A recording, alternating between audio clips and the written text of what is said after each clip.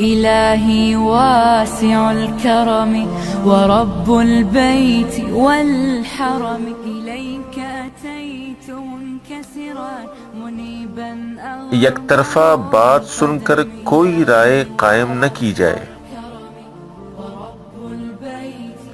امام شعبی رحمۃ اللہ علیہ کہتے ہیں کہ میں قاضی شریح کے پاس بیٹھا ہوا تھا، ایک عورت اپنے خاوند کے خلاف شکایت لے کر آئی۔ جب عدالت میں حاضر ہوئی، اپنا بیان دیتے وقت زار و قطار رونا شروع کر دیا۔ مجھ پر اس کی آہ و بکا کا بہت اثر ہوا اور میں نے قاضی شریح سے کہا، ابو امیہ،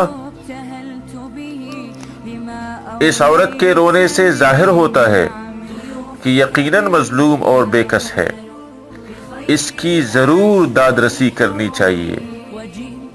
میری یہ بات سن کر قاضی شریح نے کہا، اے شعبی، یوسف علیہ السلام کے بھائی بھی انہیں کنویں میں ڈالنے کے بعد اپنے باپ کے پاس روتے ہوئے ہی آئے تھے۔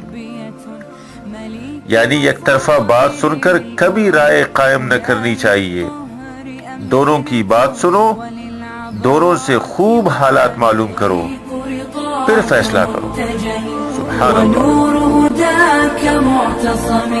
فعاف النفس من زلل وداوي الروح من سقم وداوي